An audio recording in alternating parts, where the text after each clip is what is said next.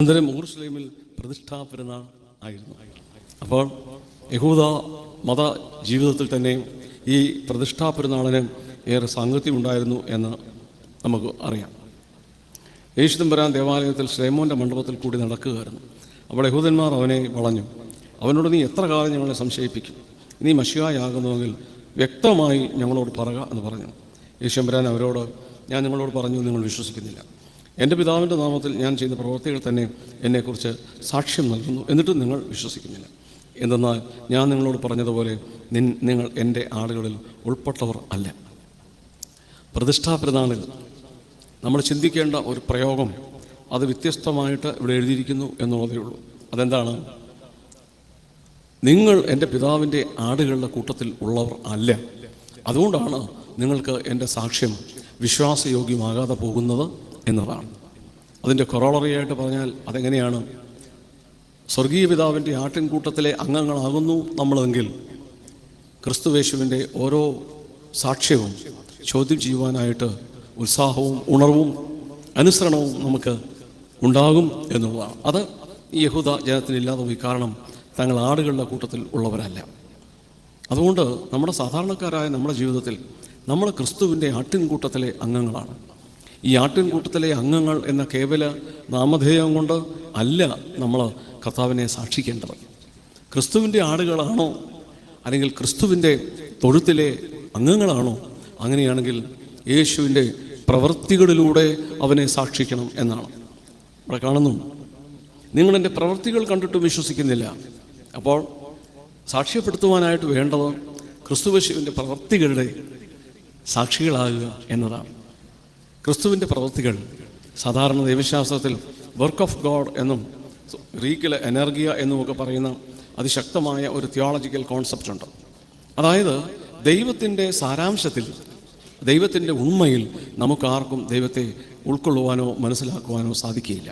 പിതാക്കന്മാർ പറയുന്നത് സൃഷ്ടാവും സൃഷ്ടിയും തമ്മിൽ എസെൻഷ്യലി സത്താപരമായ ഒരു വലിയ ആർക്കും നികത്താനൊക്കാത്ത ഒരു വിടവുണ്ട്. അത് ക്രോസ് ചെയ്യാനായിട്ട് മനുഷ്യർക്ക് ഒക്കെയില്ല. ദൈവത്തിന് എന്നാൽ അത് സാധിക്കും.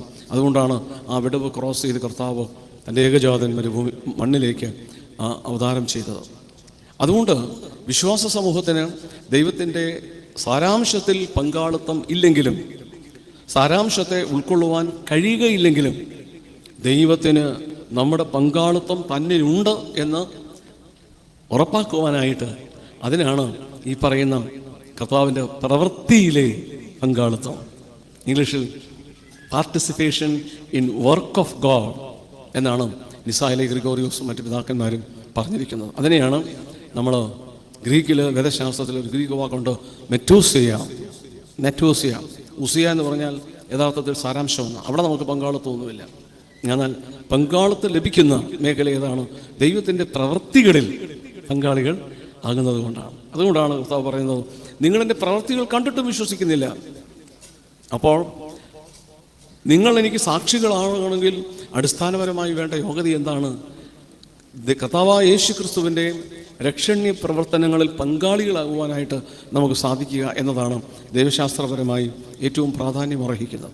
അങ്ങനെ ക്രിസ്തുവിൻ്റെ രക്ഷണ്യ പ്രവർത്തനങ്ങളിൽ പങ്കാളിത്തം നേടുന്ന ആട്ടിൻകൂട്ടമാണ് യഥാർത്ഥത്തിൽ സഭ എന്ന് പറയുന്നത്. അതുകൊണ്ട് സഭയുടെ മറ്റൊരു പേര് ആട്ടിൻകൂട്ടം എന്ന് തന്നെയാണ്. ആട്ടിൻകൂട്ടമാണ്. ഒരിടയനുണ്ട് നമുക്ക്, അത് കർത്താവായ യേശു ക്രിസ്തുവാണ്. വലിയ ഇടയൻ്റെ കീഴിലുള്ള ആട്ടിൻകൂട്ടമാണ്. കർത്താവ് പറയുന്നു, ആടുകൾ എൻ്റെ ശബ്ദം കേൾക്കുന്നു, അവ ഞാൻ പോകുന്നിടത്തേക്ക് പോകുന്നു. യഥാർത്ഥത്തിൽ യേശു ക്രിസ്തുവും ഒരു വിശ്വാസിയും തമ്മിലുണ്ടായിരിക്കേണ്ടുന്ന ബന്ധത്തിൻ്റെ ഏറ്റവും മനോഹരമായ വർണ്ണനയാണ് realise the voice of our Lord Jesus. ക്രിസ്തുവിൻ്റെ സ്വരം തിരിച്ചറിയാനായിട്ട് സാധിക്കുക. ആടുകൾ അങ്ങനെയല്ലേ? ഇടയൻ്റെ സ്വരം കേട്ടിട്ടാണ് ആടുകൾ ഇടയൻ്റെ പിന്നാലെ പോകുന്നത്. അതുപോലെയാണ് കർത്താവും ആഗ്രഹിക്കുന്നത്. നിങ്ങൾ എൻ്റെ ആട്ടിൻകൂട്ടത്തിൽ ഉള്ളവരല്ലാത്തത് കൊണ്ട് നിങ്ങൾക്കെന്നെ മനസ്സിലാകുകയില്ല എന്നാണ് യഹൂദ മത നേതാക്കളോട്, അവനെ ക്രിട്ടിസൈസ് ചെയ്തുകൊണ്ടിരുന്ന നേതാക്കളോട് പറഞ്ഞത് അതുതന്നെയാണ്. നിങ്ങൾക്കെന്നെ മനസ്സിലാകുകയില്ല. നമ്മളുമൊക്കെ ഇടയ്ക്കിടയ്ക്ക് പറയുന്നൊരു വാക്കാണ് അല്ലേ? നിങ്ങൾക്കെന്നെ മനസ്സിലാവുന്നില്ല. കുടുംബത്തിലാണെങ്കിൽ ഭാര്യമാർ ഇടയ്ക്കിടയ്ക്ക് ഭർത്താക്കന്മാർ പറയുന്നു, അച്ഛാന് ഞാൻ പറയുന്ന ഒന്നും മനസ്സിലാകുന്നില്ല. തിരിച്ചും അതുപോലെ പറയും അല്ലേ? നിങ്ങൾ എന്തോ മനുഷ്യയായി പറയുന്നത്? നിങ്ങൾ പറയുന്നതൊന്നും എനിക്ക് മനസ്സിലാവുന്നില്ല. ഇത് കേട്ടാൽ ഒരാൾ തമിഴ് ഒരാൾ തെലുങ്കുമാണോ പറഞ്ഞത്? ആണോ മക്കളെ? നിങ്ങളുടെ വീട്ടിലൊക്കെ എങ്ങനെയാണോ? പപ്പ തെലുങ്കും അമ്മ തമിഴുമാണോ പറയുന്നത്? അല്ലല്ലോ. പക്ഷെ എന്നിട്ടും പറയുന്നത് എന്താ? ഇങ്ങനെ പറയുന്നത് എനിക്ക് മനസ്സിലാകുന്നില്ല. അങ്ങോട്ടും ഇങ്ങോട്ടും മനസ്സിലാക്കാൻ സാധിക്കാതെ പോകുന്നു. മനസ്സിലാകണമെങ്കിൽ വേറൊരു ഭാഷ കൂടെ പഠിച്ചിരിക്കണം. ആ ഭാഷയുടെ പേര് ഹൃദയഭാഷ എന്നാണ്. Language of the heart. Language of the heart. ഹൃദയഭാഷ പഠിക്കുന്നവരെ കൊണ്ട് മാത്രമേ മറ്റുള്ളവരുടെ ഭാഷ മനസ്സിലാക്കുവാനായിട്ട് സാധിക്കുകയുള്ളൂ. ചില ആളുകൾക്ക് വലിയ കഴിവുണ്ട്. അവർക്കറിയാൻ വയ്യാത്ത ഭാഷയുള്ള ഒരാളോടാണ് സംസാരിക്കുന്നതും ആണെങ്കിൽ പോലും ഞാൻ കണ്ടിട്ടുള്ളതും, ഒരാൾ ഇംഗ്ലീഷ് പറയും, ഒരാൾ മലയാളം പറയും. പക്ഷേ അവർ രണ്ടുപേരും നല്ലതുപോലെ കമ്മ്യൂണിക്കേറ്റ് ചെയ്യുന്നുണ്ട്. അതെങ്ങനെയാണെന്ന് ചോദിച്ചാൽ എങ്ങനെയാണ് എനിക്കറിഞ്ഞുകൂടാ. That means there is a connection between the hearts. ഹൃദയങ്ങൾ തമ്മിലുള്ള ഒരു ബന്ധമാണത്. അതുകൊണ്ട് അന്യോന്യം മനസ്സിലാകണമെങ്കിൽ നമുക്ക് വേണ്ടിയിരിക്കുന്ന ഭാഷ അക്ഷരങ്ങൾ കൊണ്ട് തീർത്ത ഭാഷയല്ല. അത് കമ്മ്യൂണിക്കേഷൻ സാധിക്കും വേറൊരു തലത്തിൽ, ഭൗതിക തലത്തിൽ. ഒരു സ്പിരിച്വൽ വേൾഡിൽ മനസ്സിലാക്കുവാനായിട്ട് നമുക്ക് വേണ്ട ഭാഷ ഹൃദയത്തിൻ്റെ ഭാഷയാണ്. ആ ഹൃദയ ഭാഷ തിരിച്ചറിഞ്ഞവരാണ് കർത്താവിൻ്റെ ആടുകൾ, കർത്താവിൻ്റെ ശിഷ്യന്മാർ, അവനെ അനുഗമിച്ച അനേക ആളുകൾ. പണ്ഡിതരായിരിക്കുന്ന, എബ്രായ ഭാഷയിൽ പ്രാവീണ്യം നേടിയിരിക്കുന്ന അനേക റാബിമാരും അല്ലെങ്കിൽ സാധുക്യരുമൊക്കെ ഉണ്ടായിട്ടും അവർക്ക് കർത്താവിൻ്റെ എബ്രായ ഭാഷ അല്ലെങ്കിൽ അറായ ഭാഷ മനസ്സിലാകുന്നില്ല എന്ന് പറഞ്ഞാൽ അർത്ഥം എന്താണ്? There is a gap between the heart of Jesus and heart of the Pharisees or the Sadducees or the so-called leaders of the religion.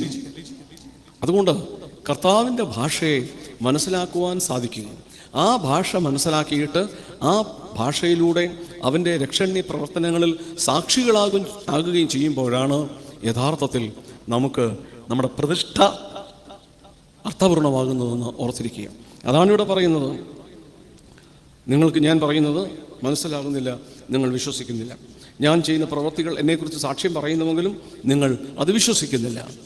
അപ്പോൾ ക്രിസ്തുയേശുവിൻ്റെ പ്രവൃത്തികൾ നമ്മുടെ സമൂഹത്തിൽ എവിടെയായിട്ട് നടക്കുന്നുണ്ട്, സംശയമില്ലാത്ത കാര്യമാണ്. പക്ഷേ അത് ക്രിസ്തുവിൻ്റെ പ്രവൃത്തികളാണെന്ന് തിരിച്ചറിയുവാനുള്ള ഒരു ഹൃദയഭാഷ നമുക്കുണ്ടെങ്കിലേ കഴിയുകയുള്ളൂ. അതുകൊണ്ട് സ്നേഹമുള്ളവരെയും, ഇടവകയുടെയും പ്രതിഷ്ഠാ പെരുന്നാൾ ആചരിക്കുന്ന ഈ ദിവസത്തിൽ നമ്മളും വീണ്ടും കർത്തൃസന്നിധിയിൽ പ്രതിഷ്ഠിക്കപ്പെടുകയാണ്. എന്തിനു വേണ്ടി? അവൻ്റെ നല്ല സാക്ഷികളാകുവാൻ. അവൻ്റെ സാക്ഷികളാകുവാൻ വേണ്ടതെന്താണ്? അവൻ്റെ പ്രവൃത്തികളെ തിരിച്ചറിയാനായിട്ട് സാധിക്കണം. അത് സാധിക്കുന്നത് അക്ഷരങ്ങളിൽ ഊന്നിയ ഭാഷയിലൂടെ അല്ല, മറിച്ച് ഹൃദയ ഭാഷയിലൂടെ ആണെന്നുള്ളത് ഓർത്തിരിക്കുക. ഞാൻ എൻ്റെ വാക്കുകളെ ചുരുക്കുകയാണ്. പിതാവ് നല്ല അനേക പ്രവൃത്തികളെ നിങ്ങൾക്ക് കാണിച്ചു തന്നു, എന്നിട്ട് നിങ്ങളെന്നെ കല്ലെറിയുകയാണ്. അത് കർത്താവ് പറയുകയാണ്. താൻ ദൈവപുത്രനാണെന്ന് പറഞ്ഞപ്പോൾ കല്ലെറിയാനായിട്ട് ആൾ കൂടി. കർത്താവ് ചോദിച്ചു, നിങ്ങളിതിൻ്റെ എന്നെ കല്ലെറിയുന്നേ? ചോദിച്ചെങ്ങനെയാണ്? എൻ്റെ പിതാവിൻ്റെ അടുക്കിൽ നിന്ന് അനേകം നല്ല പ്രവൃത്തികളെ ഞാൻ നിങ്ങൾക്ക് കാണിച്ചു തന്നു, എന്നിട്ട് നിങ്ങളെന്തിനാണ് കല്ലെറിയുന്നത്? അവർ പറഞ്ഞു, നീ ദൈവപുത്രനാണെന്ന് സ്വയം പറഞ്ഞതുകൊണ്ടാണ് ഞങ്ങൾ കല്ലെറിയുന്നത്. നമ്മുടെ സമൂഹത്തിൻ്റെ, ഇന്നത്തെ സമൂഹത്തിൻ്റെ ഒരു കൃത്യമായ പരിച്ഛേദമാണ് യഥാർത്ഥത്തിൽ ഇതുവഴി നമുക്ക് കാണാനായിട്ട് സാധിക്കുന്നത്. കാരണം എന്താ? നല്ല പ്രവൃത്തികൾ ചെയ്താലും നമുക്കുണ്ടാകുന്ന ഫലം പലപ്പോഴും കല്ലേറാണ്. എന്തുകൊണ്ടാണ് അങ്ങനെ കല്ലേറിന് കാരണമാകുന്നു?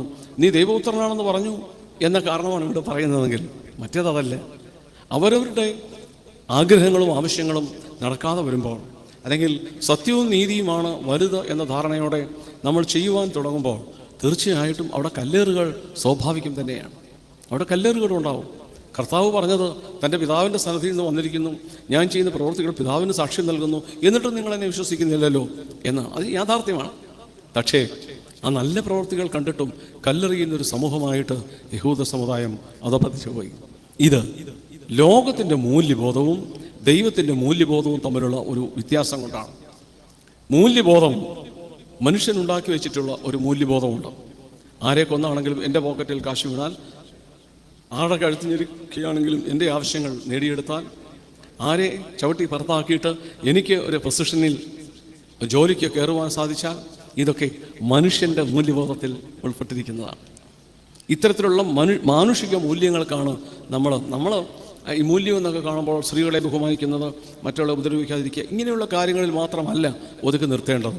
പ്രായോഗിക ജീവിതത്തിൽ എനിക്ക് അർഹമാകാത്ത ഒരു സ്ഥാനത്ത് അർഹനായ ഒരാളെ മാറ്റി നിർത്തിയിട്ട്, ചവിട്ട് മാറ്റിയിട്ട്, തെളി മാറ്റിയിട്ട് ഞാൻ കയറിയിരിക്കുന്നെങ്കിൽ അത് ദൈവരാജ്യത്തിൻ്റെ മൂല്യമല്ല, അത് ഈ ലോകത്തിൻ്റെ മൂല്യമാണ്. അങ്ങനെയുള്ളൊരു ലോക മൂല്യങ്ങളിലാണ് നമ്മൾ ഊന്നൽ കൊടുക്കുന്നത്. പക്ഷേ ദൈവരാജ്യത്തിൻ്റെ മൂല്യം അതല്ല. ദൈവരാജ്യത്തിൻ്റെ മൂല്യം അർഹമായത് ലഭിക്കുന്നതിന് വേണ്ടി ദൈവത്തോട് യാചിക്കുകയും മറ്റൊരാൾക്കാണ് അർഹതയെങ്കിൽ അവന് ലഭിക്കുന്നുവെങ്കിൽ അതിന് ദൈവത്തോട് സ്തോത്രം പറയുകയും ചെയ്യുന്ന മൂല്യബോധമാണ്. ക്രൈസ്തവ സഭയ്ക്ക് പൊതുവായിട്ടുണ്ടായ അധപതനം യഥാർത്ഥത്തിൽ ഇത്തരത്തിലുള്ള അധപതനങ്ങളാണ്. അതുകൊണ്ട് എന്താ വ്യത്യാസമുണ്ടായ ഔട്ട്കം എന്തുണ്ടായി? മറ്റുള്ള സമൂഹവും നമ്മളും തമ്മിൽ യാതൊരു വ്യത്യാസവുമില്ല.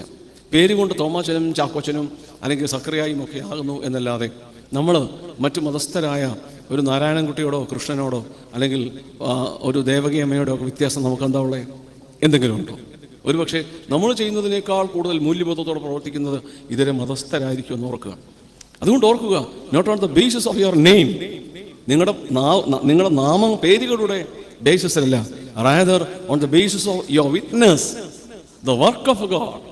കർത്താവായ യേശുക്രിസ്തുവിൻ്റെ പ്രവൃത്തികളുടെ സാക്ഷികളാകുവാൻ സാധിക്കുന്ന നിലയിലുള്ള മൂല്യബോധത്തിലേക്ക് ക്രൈസ്തവ സമൂഹം ഉണരുമ്പോഴാണ്, ഉയർത്തെഴുന്നേൽക്കുമ്പോഴാണ് സഭയ്ക്ക് അർത്ഥവത്തായ ജീവൻ ഉണ്ടാകുന്നത്. അല്ലെങ്കിൽ നമ്മളൊക്കെ പേരുകൾ വഹിക്കുന്ന ക്രിസ്ത്യാനികളും മൂല്യബോധത്തിൽ ഒരംശം പോലും സ്വർഗരാജ്യ മൂല്യങ്ങൾക്ക് വില കൊടുക്കാത്തവരും ആയിത്തീരും. അവിടെ നമ്മുടെ പ്രതിഷ്ഠ ഒരു അർത്ഥമില്ലാത്ത പ്രതിഷ്ഠയായിട്ട് ഭവിക്കുകയും ചെയ്യും. എൻ്റെ വാക്കുകളെ ചുരുക്കുന്നു, ആശയങ്ങൾ ഒന്നുകൂടെ ആവർത്തിക്കുകയാണ്. കർത്താവിൻ്റെ പ്രവൃത്തികളെ കണ്ട് വിശ്വസിപ്പാൻ തക്കവണ്ണം അവൻ്റെ പ്രവൃത്തികൾ നമ്മുടെ മൂല്യബോധത്തിനനുസരിച്ചല്ല, സ്വർഗരാജ്യത്തിൻ്റെ മൂല്യബോധത്തിനനുസരിച്ച് കാണുവാനും കേൾക്കുവാനും ശ്രമിക്കുക. അങ്ങനെ ചെയ്യുമ്പോൾ തീർച്ചയായും ദൈവത്തിൻ്റെ മൂല്യങ്ങൾ, ദൈവത്തിൻ്റെ രക്ഷാ പദ്ധതി പ്രവർത്തനങ്ങളിലൂടെ, അതിലെ പങ്കാളിത്തത്തിലൂടെ നമ്മിലൂടെ നിറവേറ്റപ്പെടുന്നതായിട്ട് കാണാൻ സാധിക്കും. സർവശക്തൻ നിങ്ങളെയും നിങ്ങളുടെ കുടുംബങ്ങളെയും എല്ലാം വാഴ്ത്തി അനുഗ്രഹിക്കട്ടെ.